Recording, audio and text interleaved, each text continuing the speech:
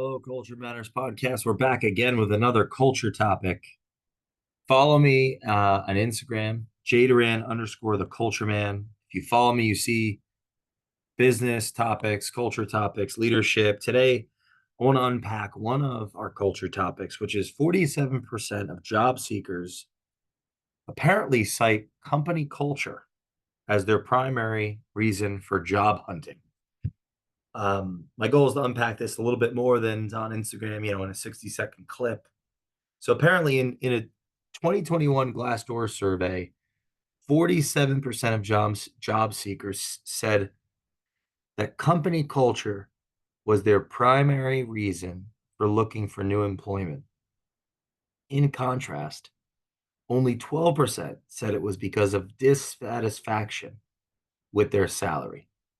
Further paraphrasing the importance of a strong, positive workplace environment.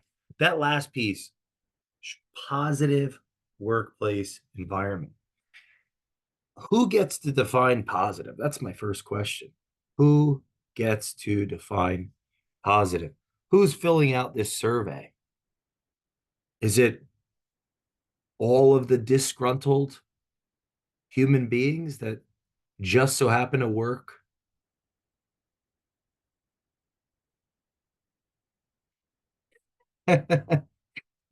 Like, right? Think about, this becomes, this is where the murky territory lies is, you know, positive workplace environment. Positive workplace environment. Who gets to decide? Now, the better angels of our nature, I would like to, I would make the argument that with authority comes responsibility. So with authority comes responsibility. The the dynamic of power is imbalanced. I mean, ultimately, it is in the favor of those with authority. It is in the favor of those with status. It is in the favor of those with implicit dominance. It is in the favor of those higher in the pecking order. And why? Why would I make the argument that it is the balance of power is imbalanced to the favor of those with authority? The reason being that those with authority, the immediate the immediate perception is that they are there because they are supposed to be there, or they are there because they earned that status, or they are there because they have something we don't. They are above us. And now if this is where culture goes wrong, where those that have less authority, influence, and power stop believing in those with more authority and influence and power.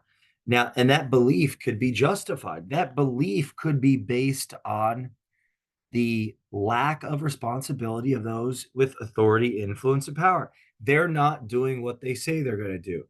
They're not, it's rules for thee and not for me. They're not one of us. They're the values are not, this is where values come in. The values of those with higher authority, influence, and power bring us to the same level as equal human beings. Just because I have more experience, more knowledge, more competence in a domain doesn't mean I get to treat another human being less than, even if they're less than within a context. With great power comes great responsibility. Now, on the other side of the coin, and this is why I started off by trying to, think on both sides of this conversation. I mean, positive workplace environment. Who gets to decide? The people filling out these surveys could very, very easily be people that were gaming the system, that weren't interested in working, that were bottom feeders that were like, how do we know that those, how do we know, are we supposed, if we're in a position of authority, are we supposed to compensate for other people's entitlement, or are we supposed, like, how, because it's the responsibility entitlement pendulum. When those with more authority are more entitled, those with less authority have to be exponentially more responsible because they have less influence, less power, less authority. You have to be exponentially more responsible. And to the point where those with lower in the hierarchy may not be able to burden the responsibilities that come with an entitled, irresponsible, unaware authority. But what about now? This is the and what changes? Well, nothing changes. This is where you hear adages like change the people or change the people. Easy said, easy to say, hard to do, because that means someone has to be held accountable. And for to hold another in accountability is an act of responsibility. But an irresponsible person doesn't hold others accountable. They don't tell the truth. They don't speak truth. They don't act truth out. They're incongruent. They're not of integrity. Now, so in that scenario where those with higher authority, influence, and power are more entitled than their role dictates, those lower in the hierarchy will have to compensate. They'll have to be proportionally responsible in relationship to the irresponsibility, the entitlement of those above. That's where they'll that's where it becomes the company culture matters. The company culture matters. The company culture matters. It's not just the money. Meaning is nullified in the face of fear. We aren't bought in. We don't believe. We don't respect our company. We don't believe in our company. We don't know what we're doing and why we're doing it. It's not just knowing the why, it's believing in the who. When there's an entitled, disengaged management, downward pressure falls on the people. Now, this is where my argument's going to go back to the management, because if there's a disengaged, entitled people, you know, part of how those above them act out their responsibility is to hold them to account. And how they do that is through honesty, and they do that through decision. Someone above you in the pecking order decides for you if you keep your job or not. They decide for you if you keep your job or not. You can quit if there's no one under you in authority. You can quit. You can't fire your boss. You can't fire your company, because you're only able to decide what you're going to do with your agency, with yourself. And you may not, like these people filling out the survey, they might, this is where the power dynamic is important. There's so much responsibility with authorities that, a really responsible parent, if you think in theory, a really responsible parent, they're accountable to their family. They're not going to quit a job if it feeds, right? They have responsibilities at home. They're accountable to a family. They have one source of income. They're going to put up with a lot of BS. And I'd be afraid to say what I think and how I feel when if I'm a responsible family member, I'm a responsible parent, because my honesty could get me fired, and then I can't feed my children.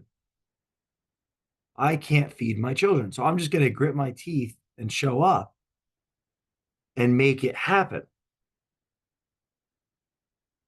I'm not entitled to anything. I'm obligated to my family. I'm obligated to people outside of myself that rely on me to feed them, to clothe them, to give them shelter. My meaning of my career is not relevant. I'm last. My family's first. See, that's a generational thing, though. I think in our culture today, that's changing, where it's even being questioned. It's this is where companies are the bar is being raised higher for companies not only to give their people food and water and shelter and upward mobility, but to give them a place where they feel meaning in their work. As our culture becomes more entitled, as our culture becomes more self-centered, um, it's going to be even more important for the people to have meaning and for the people to have. But that doesn't mean the people are effed up necessarily. It means that the world is changing. I mean, in the past, if those higher in the hierarchy, well, if anything, if those higher in the hierarchy, the the more that they don't take the people in the average worker into consideration as a human being, they could take advantage of that obligation, of that responsibility to what's outside of the organization. You know, and this is where dialogue comes in and how we communicate and working through ego and working through uh so where am I going with this? I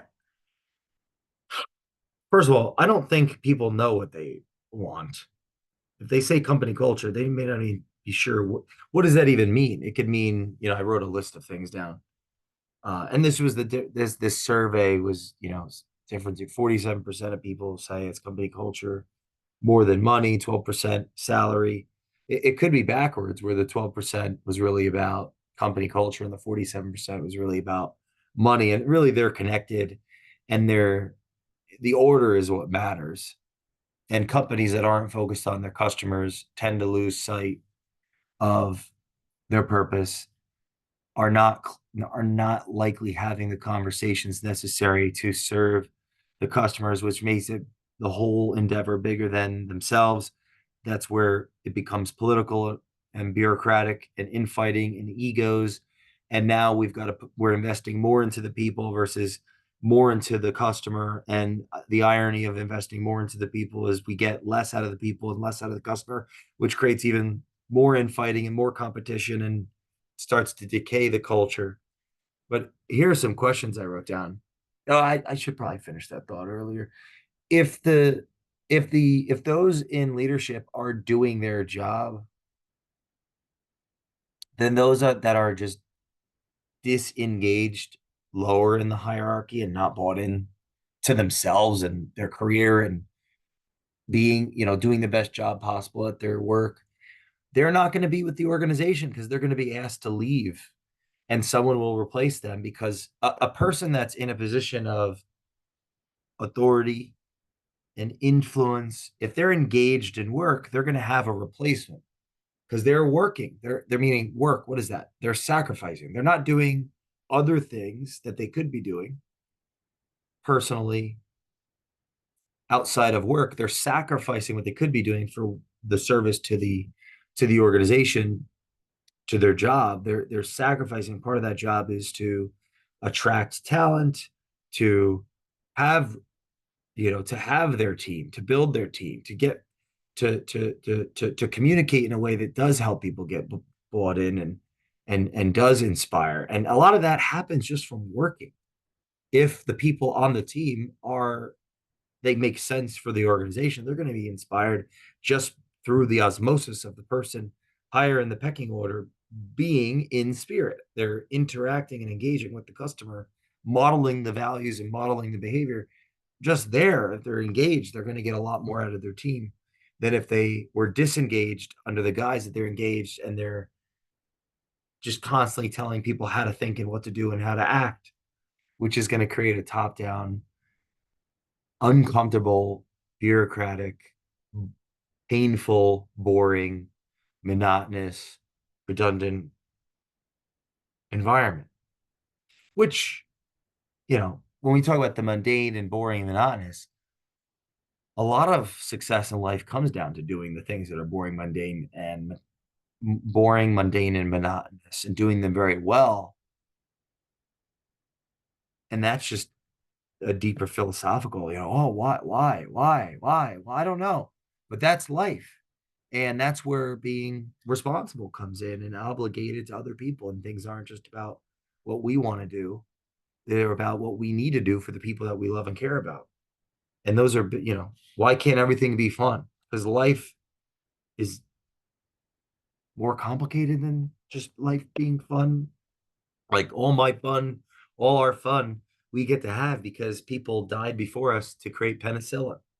So here are some questions I wrote down.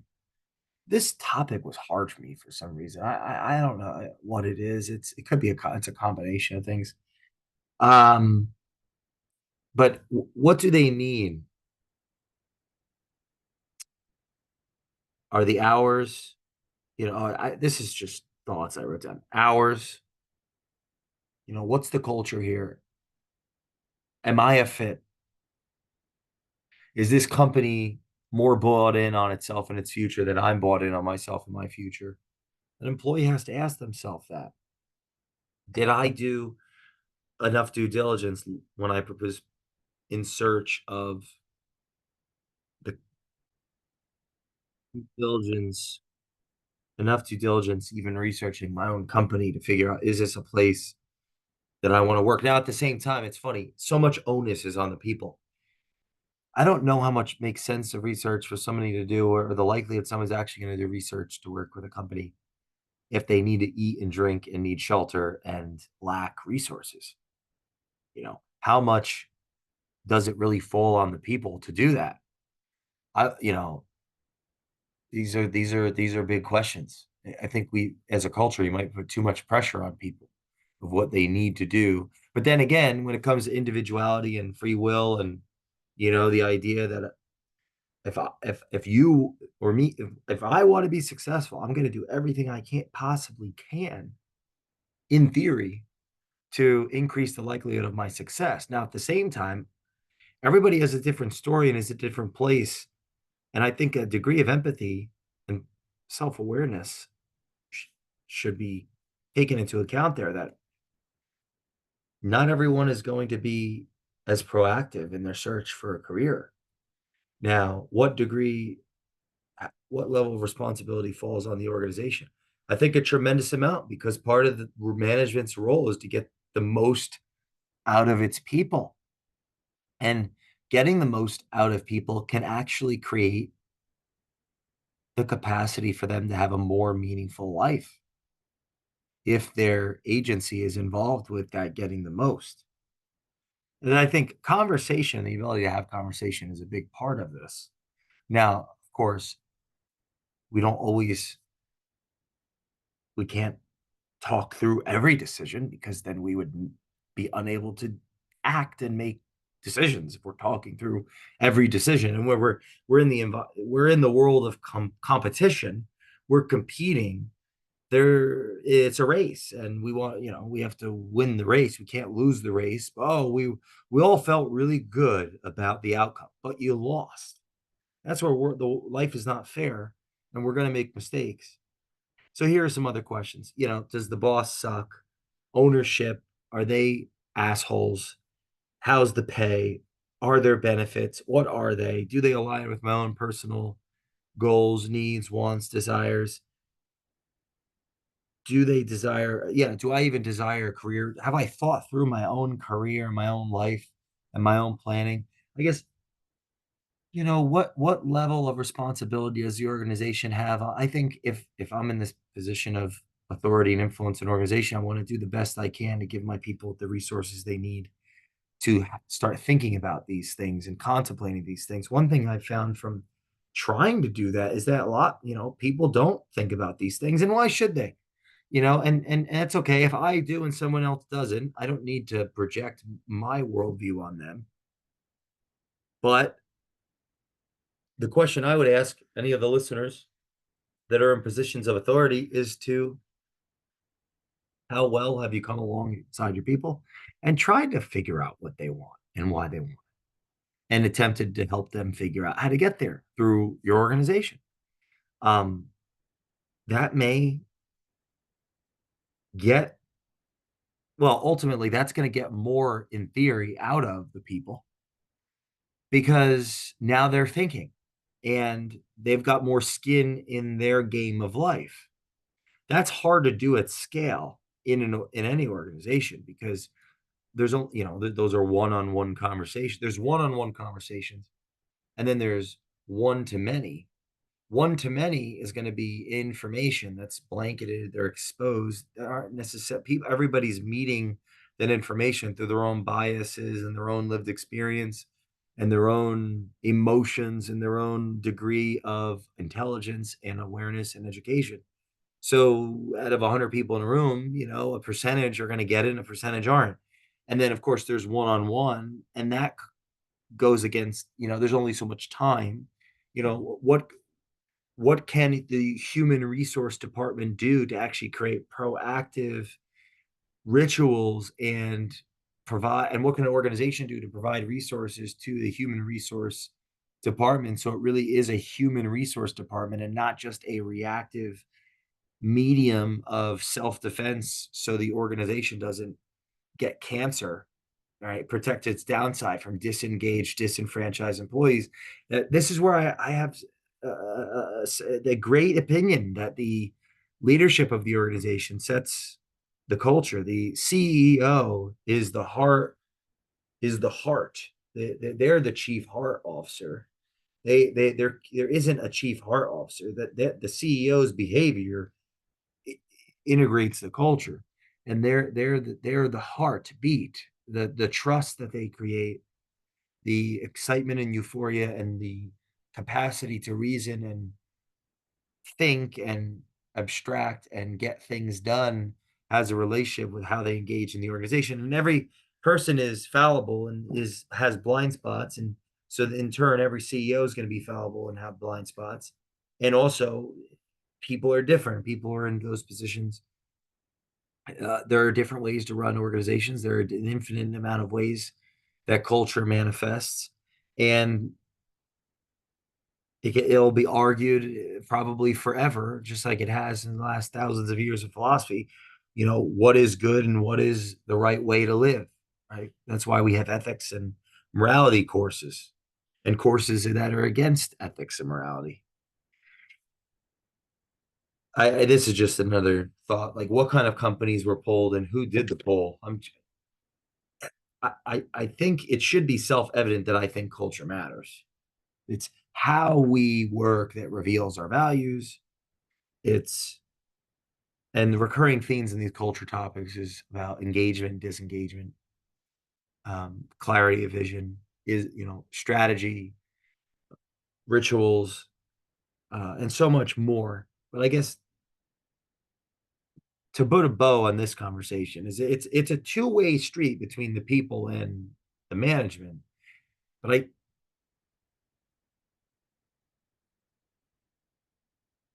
if the people are more responsible than the management, then great people will leave the culture, and worse people will run the culture. If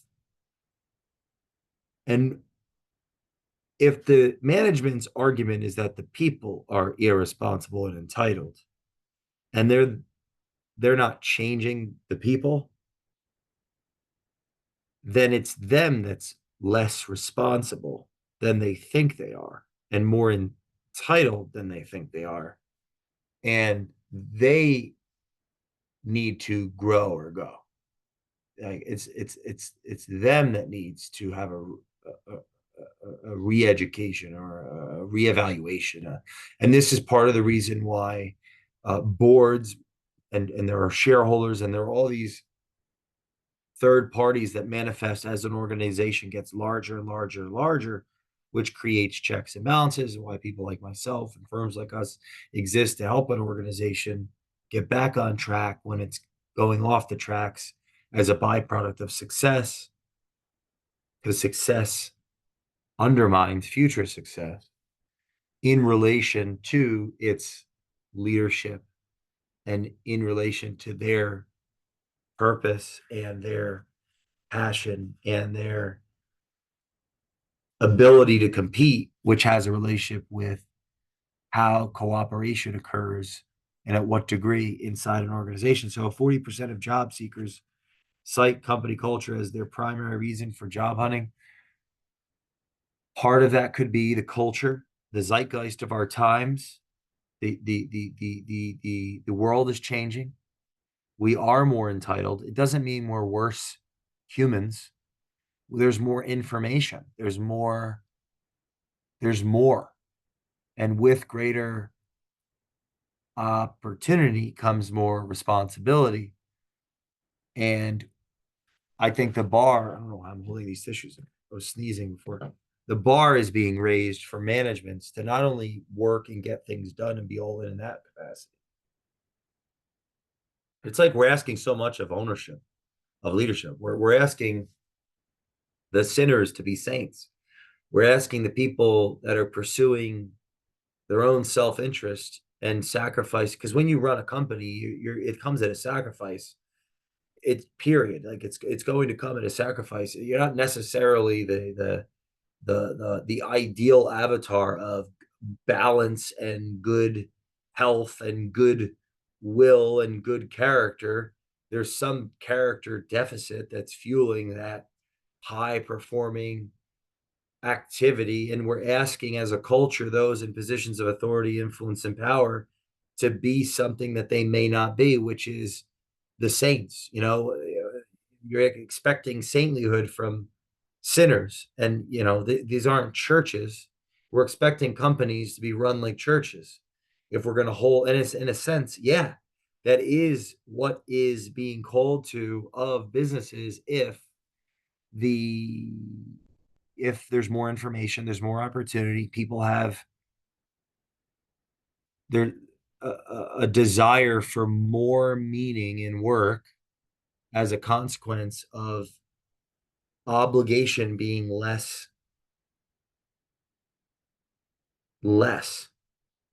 In the old generation, it's obligation and responsibility. Today, it's different. It's changing, and I think it'd be easy to say that, oh, it's the younger generation's fault.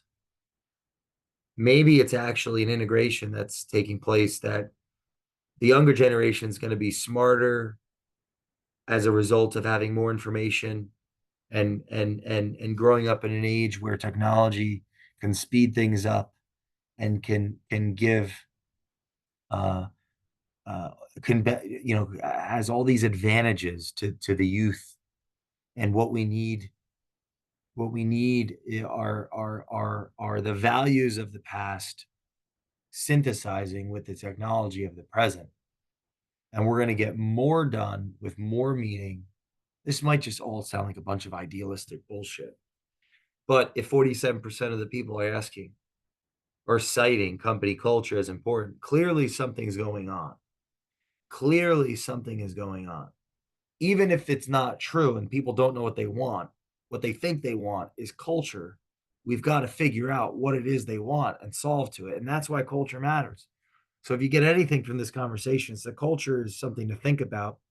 Obviously, business is about people. Culture are people. We are culture.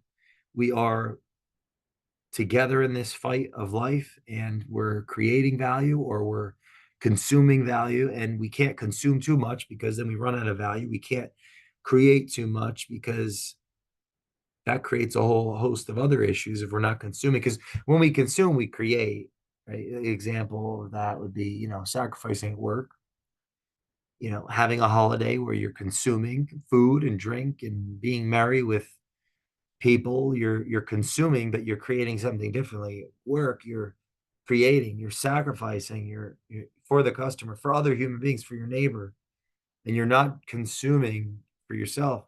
You're creating, you're serving, you're sacrificing your time and space, your IP for a stranger, and they're benefiting. And you're that stranger in somebody else's narrative where they're sacrificing, they're helping you. And that's the beauty of life. So follow me on Instagram, Jay Doran _ the culture man. And we will see you next time on the Culture Matters podcast.